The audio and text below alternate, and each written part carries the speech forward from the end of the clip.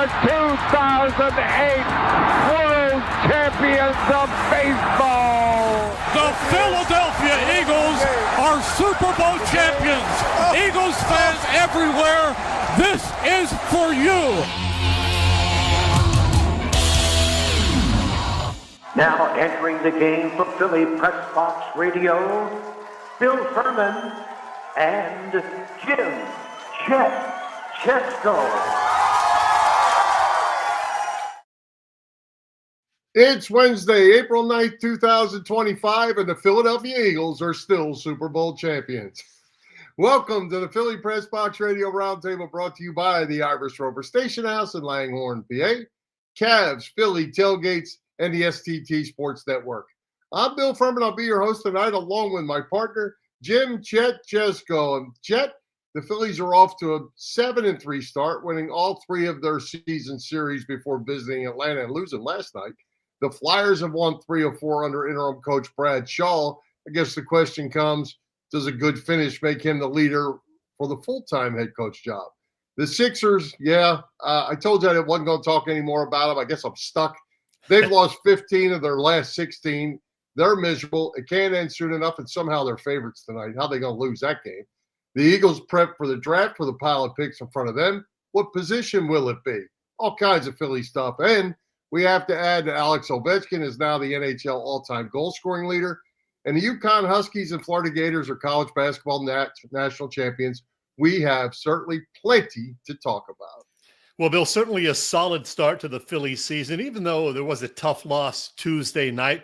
That one got away from them, unfortunately. 7-3 ain't bad. The Sixers, with just 2 games remaining after tonight, will almost certainly finish with the league's 5th worst record.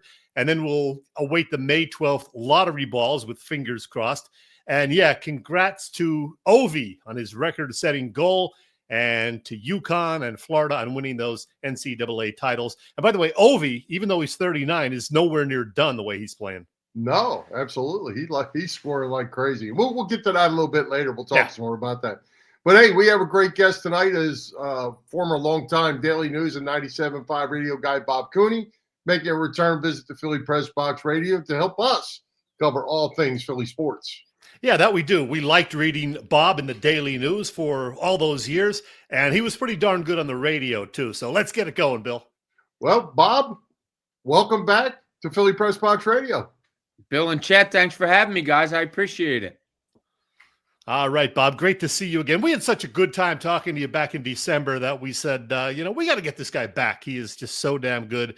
And I don't know if you know this because, you haven't been on the radio lately. I don't know if you've been paying attention to sports, but the Eagles won the Super Bowl back in early February. I heard. Yeah, I heard. There was a big party in this house that night that the Eagles won the Super Bowl. Yeah, I bet. Yeah, but spectacular. Bob, in all seriousness, were you at all surprised at how good that team played over the final portion of the season, and particularly how they absolutely destroyed the Commanders and Chiefs those final 2 games? Yeah, it was funny. I was on another podcast or whatever, and I said, this is a team that you have to take seriously. Like, that's how good I thought they were. Not that everybody thought the same thing, but that was like a really good football team. You guys know, when you're looking at a team, whether it's the Phillies, Flyers, Eagles, Sixers, whatever it is, in this day and age, as much as we want them to be great, we are always looking, and you guys know from all the guests you've had through the years, you're always looking for the things that might not be good, that might not be great. This Eagles team, it was hard to find it, right? You couldn't go to the defense and find, okay, what's bad about that? Not a lot. Like, they did everything well. You look to the offense, which side of the ball you would have thought, and there's not a lot wrong going there, right? So it was really hard, in my opinion, to find something that other teams could manipulate, that other teams could, take advantage of. Every game in the way I look at games, whether it's basketball, football, baseball, I always look for a team that can exploit something of the other team to make it an advantage for them. There wasn't much on this Eagles team, guys, that I could see other teams exploiting that the Eagles didn't do well, because I thought the Eagles just did everything well, and it wound up, winning the ultimate championship. Yeah, you're right. And I think a lot of people thought that meltdown might come from Nick Sirianni. And it didn't. And I think still the Philly fan base still seems questionable about Sirianni. They want to credit the coordinators, not Sirianni. And I think he is not getting near the due that he deserves for what happened to this team. There's something to be said for that. You're exactly right. And I covered basketball for years, and you go through 82 games of basketball, which is a lot different than 16 games of football. But there has to be a stability somewhere, whether things are going well, when things go bad, how do they turn back to go well? Nick Sirianni, I think, is a great commander of keeping things going well. Look, you're right, Bill. Like good coordinators aren't good coordinators unless they have a really good head coach. A head coach isn't really good unless he has good coordinators. That's a process. That is something that they have to work on together.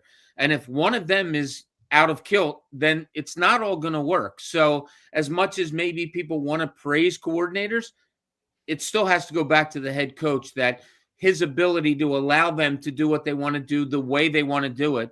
Nick Sirianni deserves a ton of credit for that. Indeed. Hey, the draft is coming up. And as you know, the Eagles lost a lot of players in free agency last month, early this month. What do you see them doing in the draft? Not necessarily a particular player, but maybe what position, whether they stay at 32 or try to move up? I really think that, Chet, that they're going to move up. I think they're going to use – they have so many assets over the next 2 years, 20 draft picks or whatever it is. I think they'll use that to probably move up a little bit. Maybe get the safety from Georgia that everybody is looking at for, actually Baltimore is pinned to get this safety from Georgia and putting him with the kid that they have back there now, Hamilton. But I think that the Eagles will move up. I think they'll do a position of need. I mean, they just won a Super Bowl. What needs are there? I think safety is a need. I think, defensive line is the way. Defensive and offensive line, obviously, is how Howie Roseman goes all the time. So they're going to hit on those too. But if they move up, in my book, I think Malachi, I forget his last name, Malachi is the guy from Georgia that I think that they'll go after to plug in that safety spot. Although I like the people that they have here now that haven't played all that much. The Sidney Browns and all that. I think they have some people there that they can plug and play, maybe. So in Howie we trust, right, guys? I think that's the way it's going to go. Yeah. Yeah. Hey, Bob, twofold question here for you. One, obviously, want to hear what you think about the Saquon Barkley impact. But secondly, we know that the NFL is a copycat league. Saquon Barkley and Derrick Henry, did they put the running back position back on the map? And are we going to see movement across the league in the running back position, do you think? Great question. Great question, because you can do that, right? Copycat league isn't just football. It's every sport across the board. And when I'm covering the NBA and Steph Curry comes into the league and Golden State does what they do, and people are like, oh, that's what we got to do. We got to get shooting guards. Okay, sorry, but you had Klay Thompson and Steph Curry, who are probably the two best shooters in the history of the NBA. Yet, NBA teams wanted to copycat that. You can't. Let's not be stupid. You can't do that because those are two of the greatest shooters. Oh, and by the way, they had Kevin Durant on that team to win some championships too. So building a team with running backs now, Bill, like you're talking about, yeah, I think it's something that a copycat league has to look at. Why not? But that is so, it's a building thing. You have to have the offensive line. You have to have receiver threats that'll allow you to run the football because, if you don't have that threat of throwing the ball, obviously you can't run the ball. So, it's a great point, Bill. And copycat is, what it is. But can you copycat, much like Steph Curry and Klay Thompson, can you copycat Saquon Barkley and those type of running backs that are just head and shoulders above everybody else? I don't know. Well, Bob, we could talk lots more football, but I know that you have loved covering basketball for all these years. You covered the Big Five for a couple of decades, I believe. You covered the Sixers for a bit. But now the city's college teams are not really a factor nationally. And the 76ers, of course, have become pretty much a laughing stock. What the hell's going on with basketball in Philadelphia, Bob? Not a lot of fun right now, is it? You hit on the Big Five. It's such a shame, and the Big Six, but the Big Five lost. What you lose Fran Dunphy. Neptune is gone from Villanova. There's some Stevie Donahue gets fired from Penn. You lose 3 of your Big Five coaches. That shows where it is right now, and it's a shame because you guys know as well as I do when the tournament came about, we would all sit there and go, how many Big Five teams are going to make it? I think we're 2 years in a row that none of them have made it. Right. And it's a shame. And bringing in Franny McCaffrey, that's going to be fun. I mean, we'll see what happens there as far as Penn goes and all. But Big Five, it's a shame. Hopefully they can get themselves right again. But NIL, as you guys know, man, it's I don't want to name names, but I've talked to some of the local Big Five coaches through the years. And I would leave talking to them in their offices and be like, wow, this is really hurting them. And it's a shame. And it's I don't know, mid-majors like a St. Joe's, a LaSalle, those guys. How can you compete with this? I don't know how you can. As far as the Sixers go, I guess I'll watch a game maybe next year. I got to be honest with you guys, and you guys know, I covered the team for 10 years. Haven't watched the game in over a month. I covered the process, and I don't like bad basketball. I don't want to watch pieces trying to figure out what they're going to be in the NBA. I just don't. So I really haven't watched much Sixers. No, I'm lying to you guys. I haven't watched any Sixers over the last month and a half. Well, Bob, through the process that you mentioned, and there was a small, decent run there, and now they're embarrassing. Have they lost this fan base? Is it possible to get this fan base back after especially what's going on this year, losing 15 out of 16, which appears to be on purpose?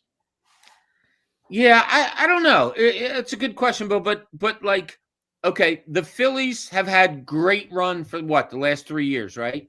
Yeah. All we hear on sports talk radio, probably on people on your show is, yeah, I'll look at them when it comes October. Really?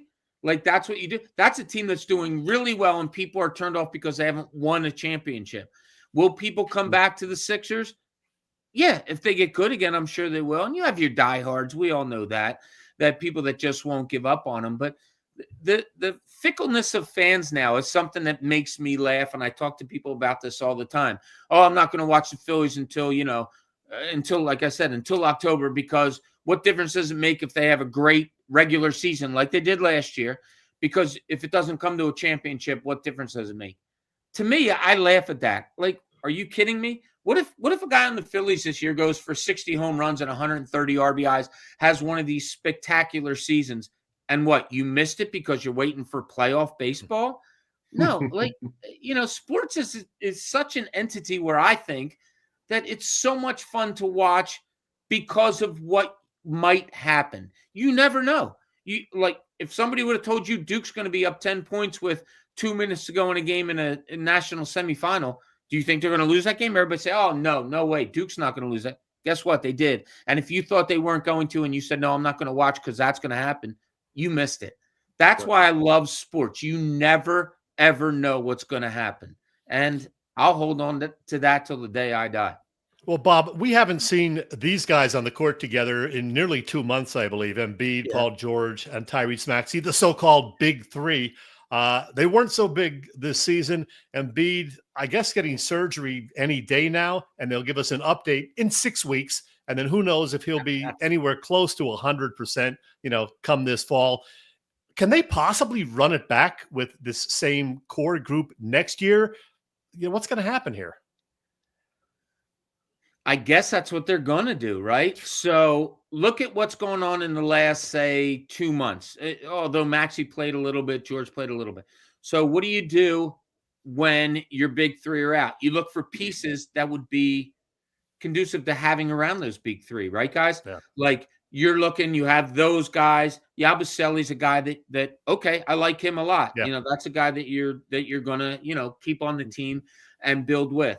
Do you look at all the other guys that they've brought in and say, okay, these are guys that we can fill in with the big three? Quentin Grimes.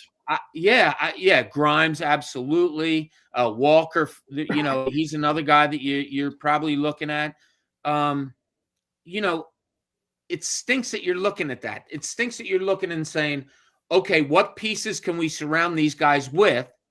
But you don't know if you're surrounding them because you don't know if they're going to be healthy. Maxey put aside.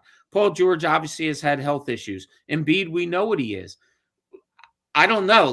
This is the big question this offseason for the Sixers. Are you looking for pieces to build around Embiid and company, or has it come to the point that we need to build around somebody else? And I'm talking like I'm the 76ers. I don't call teams we. I don't know where they are right now. I really don't. And this is the biggest question that Daryl Morey and company have to answer this offseason. Hey, Bob, I wanted to circle back to the Big Five for just a second, City Six, whatever we want to call them. With the whole NIL thing and all that, other than Villanova, do these local schools have what it takes, alumni-wise, fundraising-wise, to ever be relevant on a high level? It's tough. It's really tough. I walked into one of the coach's office a couple summers ago, right when NIL was starting and all that. And I asked him, how's the team going? Whatever. It was just a casual meeting. I had a niece that was going to school there.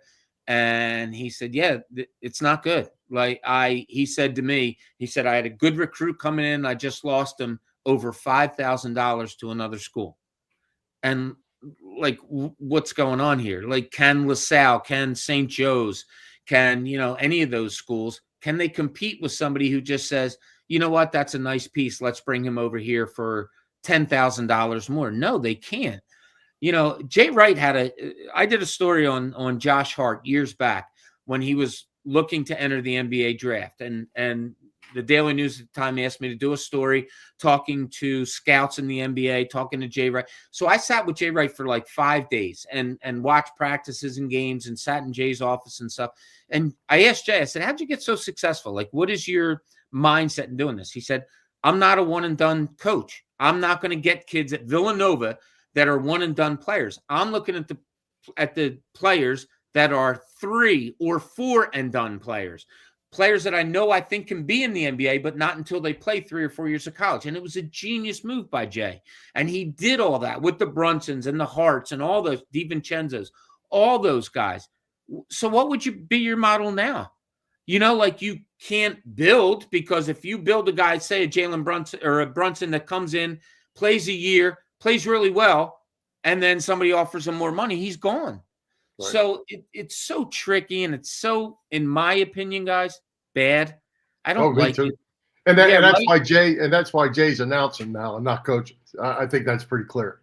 I have another story on that, but I'll save that between Jay and myself. But I agree with you, Bill. It is such a tough job to coach anymore, and I wonder how much fun these guys are having coaching as opposed to years past when they were just recruiting, keeping guys, and playing basketball. It's just not that anymore. Bob, I want to get back to the Sixers briefly. As I said, with the season winding down, they're pretty much locked into the 5th worst team in the NBA record-wise, which doesn't guarantee them that they'll get, a 4th or 5th or 6th pick, because it's going to depend on the lottery balls. Right. How important is May 12th, lottery day, to the Sixers' future? Yeah, it is. But at the same time, what are you getting at that pick? Even if they hold on to it, I don't know. What do they need? You guys know as well as I, what do they need? Where are they going? It goes back to what I said to you. Are you building around Joel Embiid? Are you building around Tyrese Maxey, which I don't think – I love Tyrese Maxey as a player, but I don't know if you guys agree with me or not. You can't build an NBA team around a 6'2" guard. You can't. It doesn't work unless his name is Steph Curry or something like that. And as much as I love Tyrese Maxey, you're not building around that. So, okay, you get that pick in the draft. Is that somebody that you're bringing in? To me, in my years of experience, you get a 4, 5, 6, whatever it is, pick Is that somebody you're building around, or is that a piece? To me, that's a piece. And you've been playing pieces, if you're the 76ers, for the last couple of months to figure these things out. So I don't know. Do you use it as a bargaining chip to trade? Do you move on from Embiid? Like I don't. This is 1 year that I can't say I think they should do this, because I just don't know. I don't know what the Sixers should do, and I don't know what they're going to do. Bob, I just read something in the last day or two. They were talking about Cooper Flagg, who I guess it looks like he's the number 1 overall pick. But he's also a year out of high school early. So he's only still like 18 years old. And with NIL, I don't know how much money he's making, but he's making a substantial amount of money at Duke. He lives in a dorm with his best friend, and he's living his best life. And the Flagg family is putting out that he might stay at Duke. Is there just too much money in the NBA that's not possible, or is there enough money at Duke to make it possible? It's funny. My wife and I just had this conversation the other night, and she was rightfully so. She said to me, she goes, "Why wouldn't he go to the NBA?" Or no, I'm sorry. She said, "Why wouldn't he stay at Duke? It's such a good, thing to do, and it's a great place." And I said, "Well, there's this thing called a knee. And if you go up, to shoot a layup and your knee gives out on you, then you see millions of dollars just fly away, maybe, if it's a devastating injury or whatever." Jalil Okafor, he came to the Sixers when I was covering them. And Jalil and I, we got a great relationship together. Unequivocally, his biggest regret in life, he told me, was that he didn't stay at Duke. He came out because he had to, his family, there were some things, his mother died young, all those things. But I mean, we talked about it all the time. He said, if I could do anything over again, it would be to stay at Duke for 4 years. Now with the NIL, as you said, Bill, does it afford these guys to want to stay at school and stay at school? We're talking, $1 million or so, as opposed to millions if you're Cooper Flagg. I don't know. It's an individual decision, but it's something that you sit down. The biggest topic of that, probably, and you guys might agree, is injury. If he stays at Duke and God forbid something happens and he goes from being the absolute number 1 to, he's got that injury and falls to number 10, you're talking millions of dollars. I would love kids to do what they want to do, and you just don't know. I'll tell you a quick story. A great point was I was covering a Final Four 1 year, and John Calipari was coaching Memphis, I believe. And somebody asked him, like, "John, you always have these kids come in, they play one and done, and, is that good for college basketball?" And Calipari told this story. He said, "Let me ask you something. If your kid's a biology major coming out of high school, and I say, come to my school, I have the best biology teacher ever, and you take 1 year with this guy, and your son is going to make daughter is going to make $6 million a year after they take one biology class. Would you not send them to that school?" And that's what he was talking about. Bring them to me, whatever school it may be. If it's Calipari, somebody else, at Duke or whoever, if they're going to make $6 million a year, that's kind of tough to say, no, stay in school and have fun. I don't know. It's a great discussion. Last thing, Bob, 30 seconds. Phillies, they're 7-3. We know what happened last season and the season before that. They have a great starting rotation, some question marks. Otherwise, how are you feeling about the 2025 Phillies? I love the team. I really do. I love the team. I love their starting pitching, Taijuan Walker excluded, but that'll be taken care of. I do. I think it's a team that's going to compete just like they have in the years past. And I'm not looking at October. I'm looking at right now, and I love watching them, and I can't wait to watch them tonight. There you go. Very good. Bob, anything you need to tell us you got going on? People follow you? You doing any freelance stuff, social media, Twitter, that sort of thing? I will say this, Bill. Not that there's many fans of mine, but if there is one or two out there, well, two of us, me and Chet. Yes, I'm a fan. So I appreciate that. Stay tuned. Within the next couple of weeks, I will have something going on that people can grab onto. Awesome. There you go. Good tease. Bob, we appreciate you taking the time to join us. Let's do it again. I appreciate you guys. Thank you so much. Thanks, Bob. All right, Bob. Thank you. All right, Chet. As you probably know by now, Philly Pressbox Radio is part of the STT Sports Network, as in Set the Trends. It's a network set up by our pal, Phil Stiefel, host of the terrific Trending in the AM show that you can find every weekday morning on the STT Sports Network YouTube channel. Check out Phil and be sure to subscribe to the channel. Phil's show is on there, and so is ours. Yep, Philly Pressbox Radio is there in addition to on our own YouTube channel and on our Facebook page. Again, it's the STT Sports Network, setting the trends for what sports talk should be. Hey, Chet, it's getting to be deep spring, even though it's cold up there, I guess, today or whatever. What's going on over the Irish Rover Station House as we get ready to plunge into the summer? Well, it is kind of cold up here, actually. Yeah, like we went down to the freezing mark overnight a couple of nights recently, which is not good. But very, very soon it will warm up, I promise you. And that means we can hang out on the outdoor patio at the Irish Rover Station House in Langhorne. You know by now that the Rover always has 24 beers on tap, served up by the Rover's terrific bartenders, and a full menu of delicious food choices. Weekly staples include, well, Tuesday, a meatloaf dinner for under $12, really. Wednesdays, not only trivia night, but a night you can get a prime rib dinner for $19.95 and the Rover's signature martini for $5. How about that? What else? Let's see. Dinner specials most nights, Thursday through Sunday for sure. Killer Burger Thursdays, a couple to choose from. Also on Thursday at night, $9 wings and a $5 giant Stella pour. Happy hour deals Monday through Friday. Music Saturday nights. DJ PJ is there this weekend. And Sunday, they have a $5 Sunday Fun Day menu. And coming up real soon, April 26th, there's another paint and sip event at the Rover, which pretty much always sells out. So get your tickets now. The Irish Rover Station House is on Bellevue Avenue in Langhorne and on the web at irishroverstationhouse.com.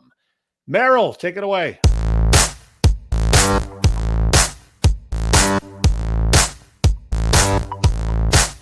Hi, football fans. This is Merrill Reese, and you're listening to Bill and Chet on Philly Pressbox Radio. It's good!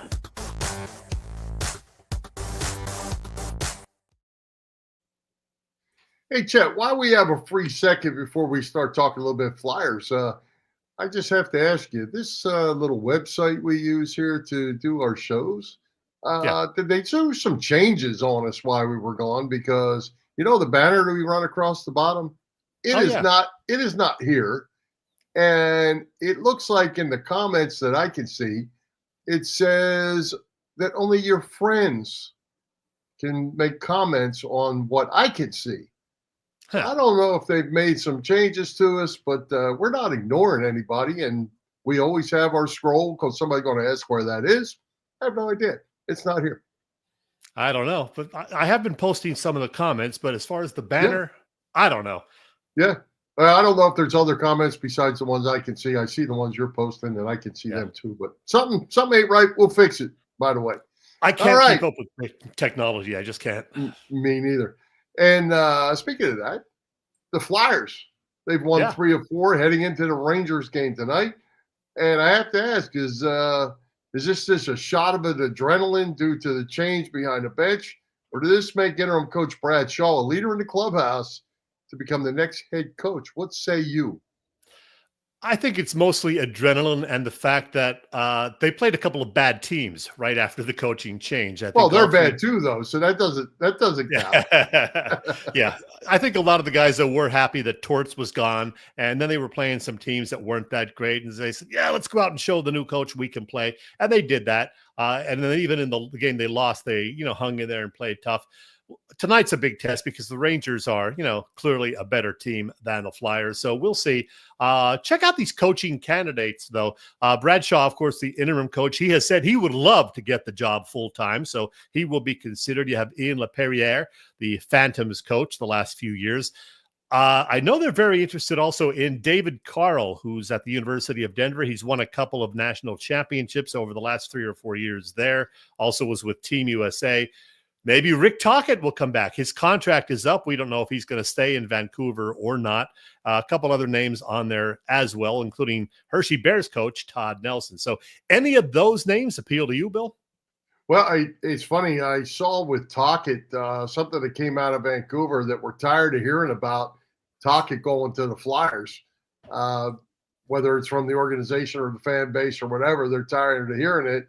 I guess if it's going to happen, let it happen. But they're done talking about it. So Lappy's done his time, as a bench coach with the Flyers and with the Phantoms. So I think he's a pretty solid candidate as well.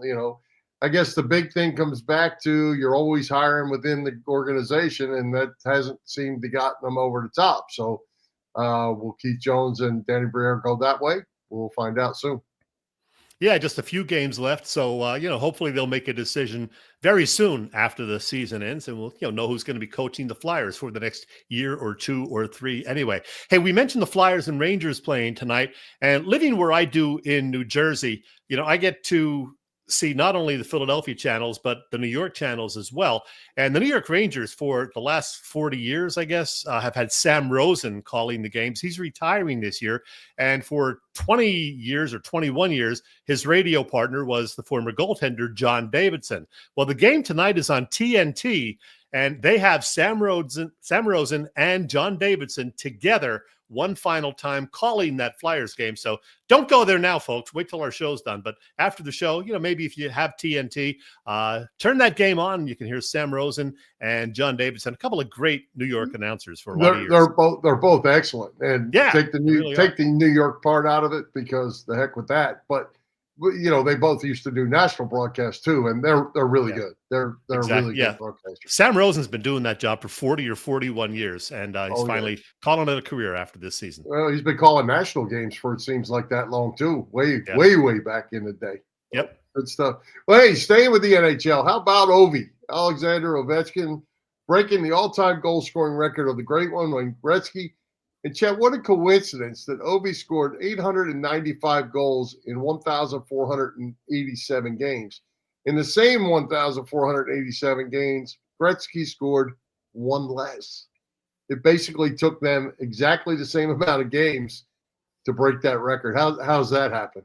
Yeah, that's pretty amazing. And, I saw some pictures of Ovechkin and Gretzky together when Ovi came into the league, and then again last week, because Gretzky did follow him around the last couple of games, which was very nice. I think I have a picture of those guys together also. Yeah, there they are. So he's a little gray now, Ovi, but man, 39 years old, and he's already over 40 goals again this season at his age. So as I said at the top of the show, he's probably going to stick around for a few more years and probably hit 1,000 goals, which, obviously has never been done by anybody. Boy, that'd be tough to be over 40 and still be pumping in 40 goals. That'd be a tough go. And for all those people that I shouldn't say all of them, some of them that want to shed some shade on Ovi breaking the record, don't fret. Wayne Gretzky, if you took away all of his goals, is still the all-time leading scorer in NHL history. So, there it is. You just happen to have that. I just happen to have that. Yeah. In fact, if you go by total points, Ovechkin is only number 11 in the league in career points with 1,619. As you said, Wayne Gretzky, you take away those nearly 900 goals, and he would still have some 1,900 plus points and be the leader. So, yeah, nobody's going to catch Gretzky, certainly not in our lifetime, and probably never, Bill, because we ain't going to live that long. No, and interesting, that graphic, I haven't seen this graphic before, that Ovechkin is the only one in the top 12 with more goals than assists. Interesting. Yeah. He's a sniper, and he's a good one. That he is, Bill. All right. Did I catch you drinking a beer? You may have. Tonight's beer, Bill, is a Sam Adams OVP. Speaking of Ovi, OVP stands for Oaked Vanilla Porter. So another Sam Adams from the variety pack that I got back in the winter. Yeah, Oaked Vanilla Porter. Pretty tasty. Well, I'm glad just to clear this up. We got to talk about this for just a minute, just to clear this up. We got time. I'm glad that you said that it was in a variety pack, because the first thing when you put that can up there, I'm thinking, What would make you go down the beer aisle and say, I want that one? Yeah, no, it was their winter variety pack. So there was like a winter lager, a holiday ale, this baked vanilla porter, and some other like festive brew of some sort.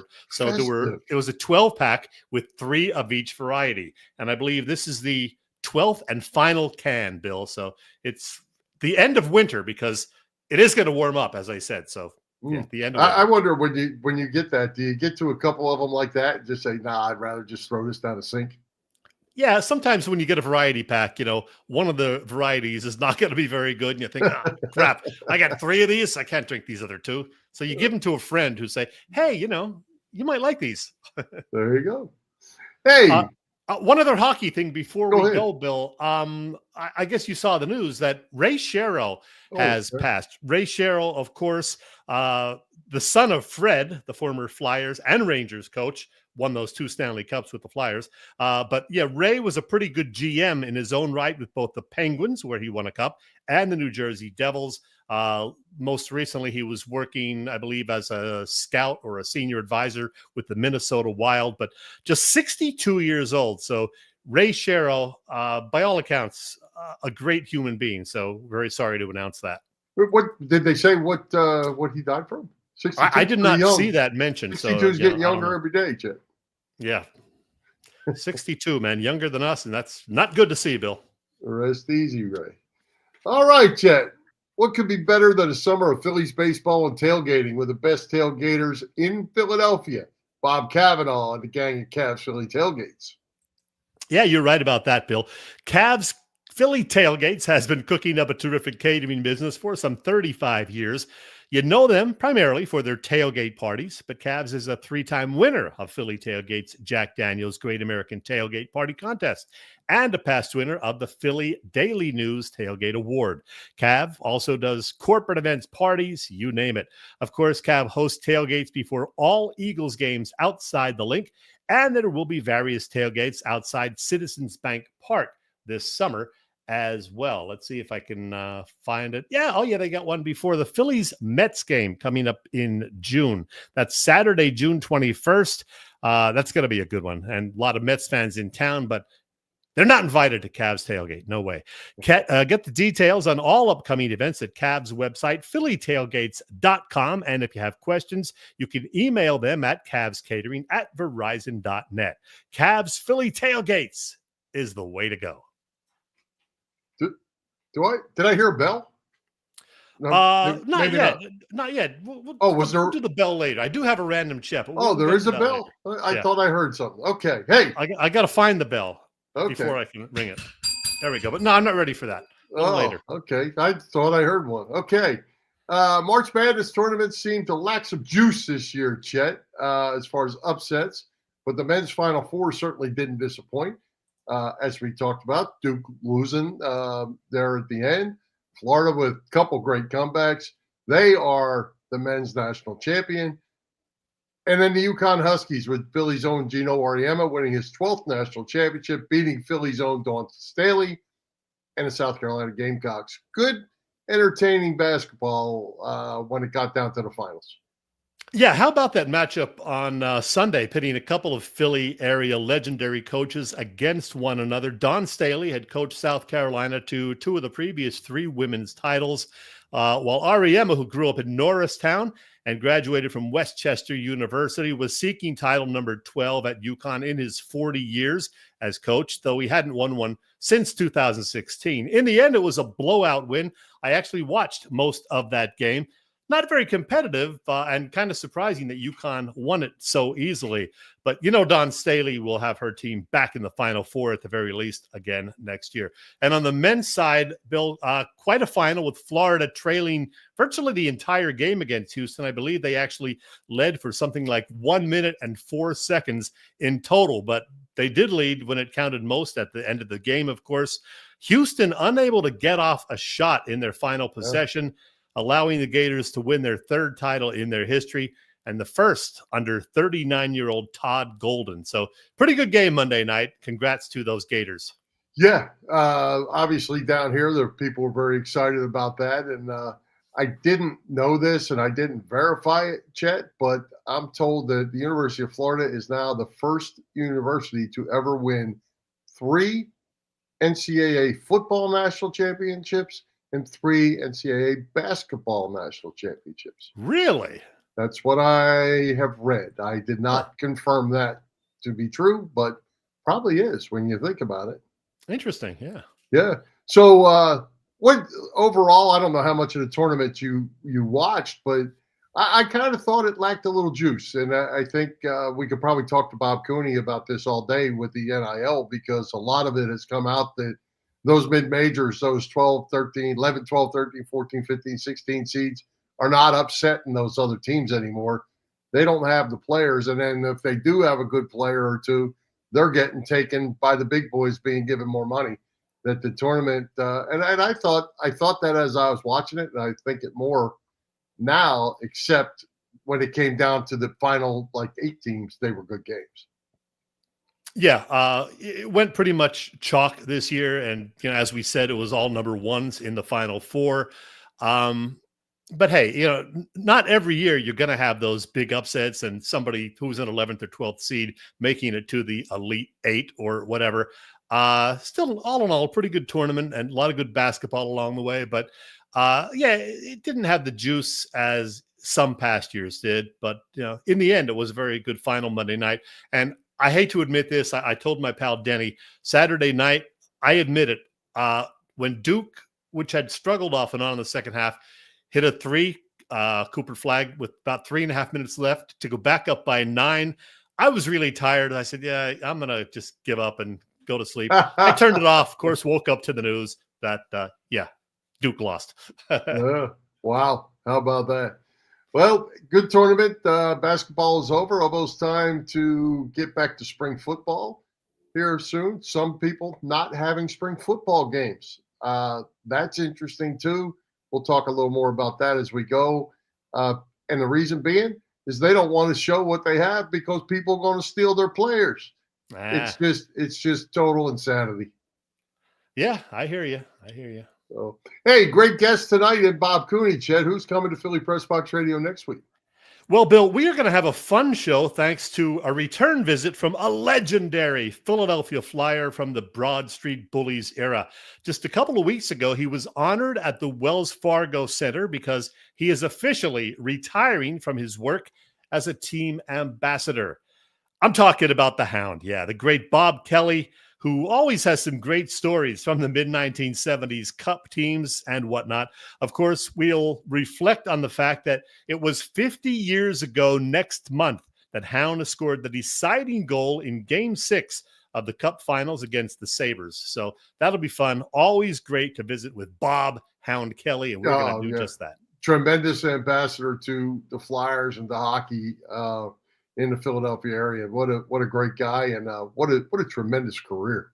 Yeah, for sure. I hit him up a couple of weeks ago about this particular date, not even realizing the Flyers were honoring him, I guess, 2 Saturdays ago.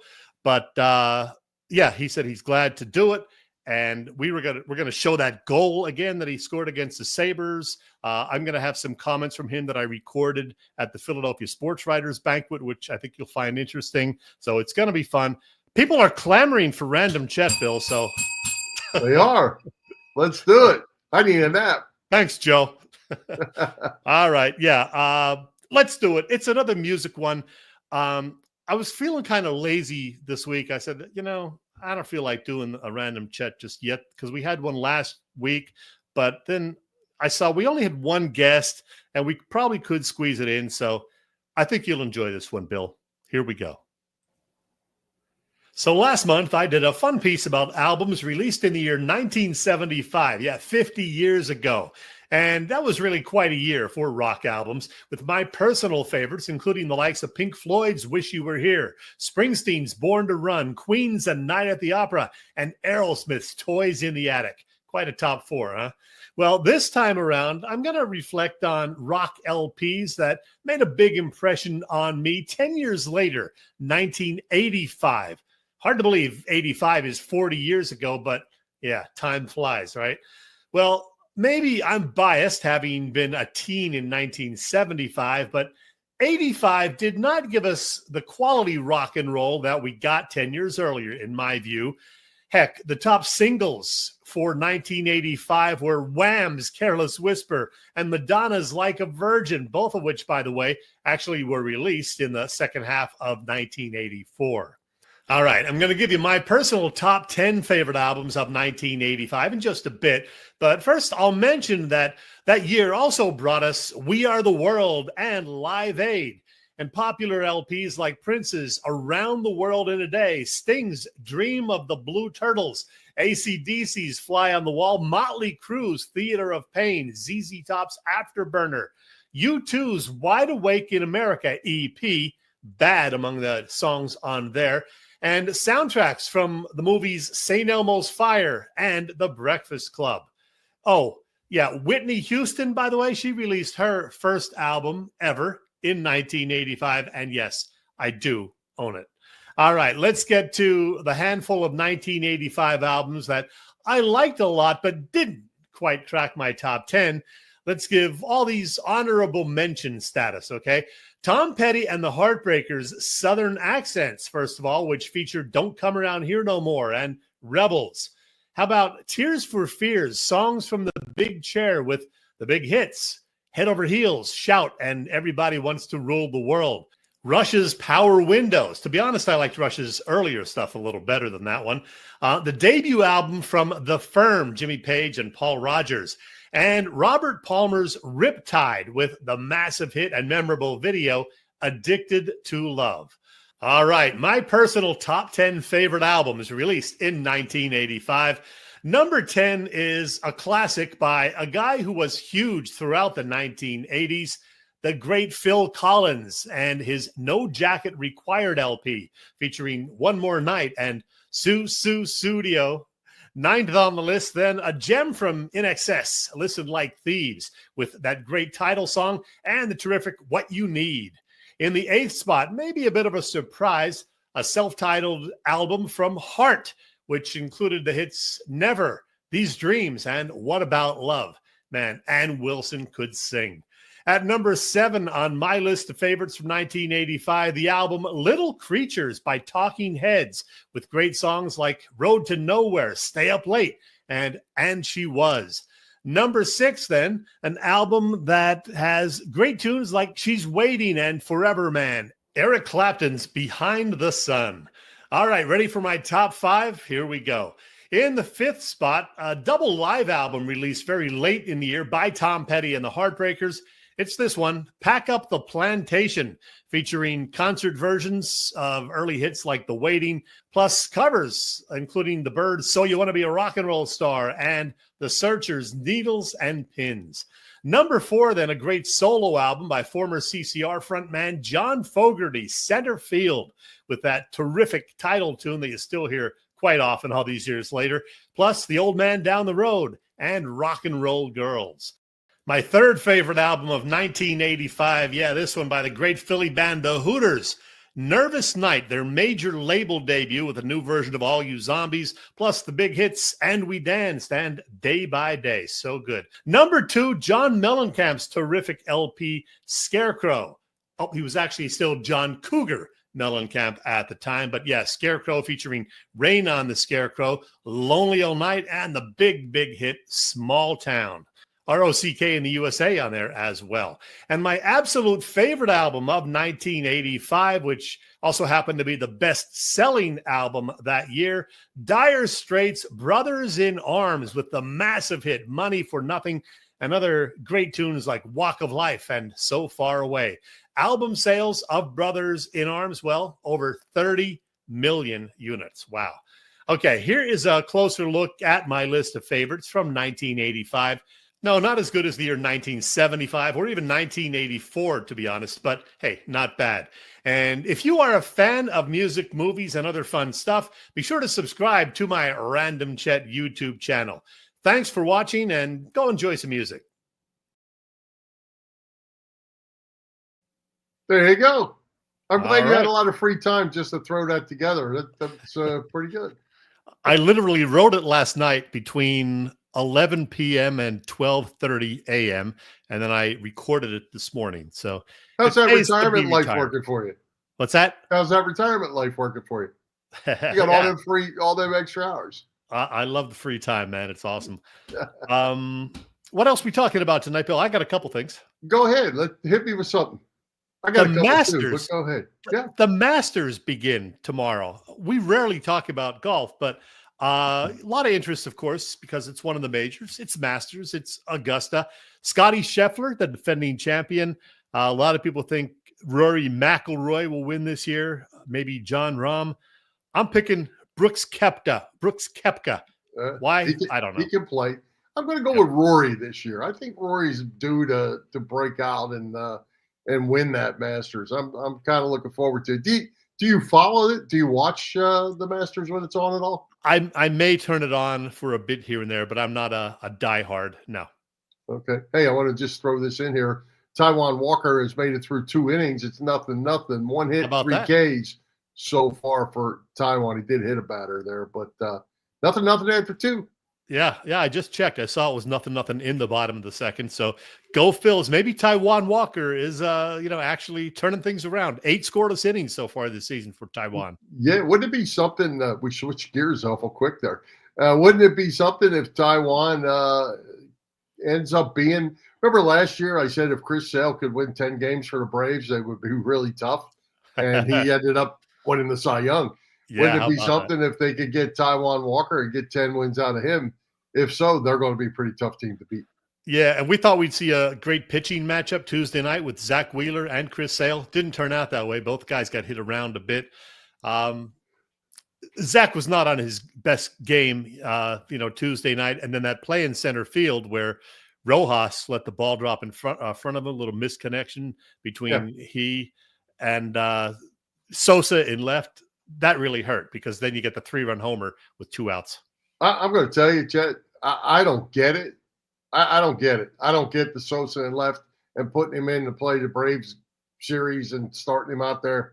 He made a tremendous catch, one of the best catches you'll ever see. Turned around, and not only did the 3-run score when they didn't catch the ball out there in the outfield, but I'm not sure the 2 singles that led to the runs in Wheeler's last inning that basically gave him the 4th and 5th run weren't plays that a regular left fielder might have had a chance to make. Sosa was indecisive. Balls bounced in front of him, turned into being runs 4 and 5. I'm not sure Wheeler pitched as bad as it might have looked statistically. I don't get if you got to get Sosa in the lineup, get one of them other guys out that is in an infield position that he can play. Yeah, they're back to the regular lineup tonight. Schwarber leading off, Turner batting second and playing short. No other surprises in the lineup this evening. Let's hope the Phils can, steal this one because they could use it and, keep burying the Braves. Keep them as far away from the top spot as possible. So let me ask you, we're only 10 games in. Bullpen concern, Yanni, at this point? Obviously way early, but you concerned? Yeah, Jordan Romano has not looked good at all. Velocity down a bit. He used to throw, 98 or whatever. He's only thrown 93, maybe once in a while 94 right now. And he's got a funky delivery, too, sometimes. He looks a little fidgety out on the mound.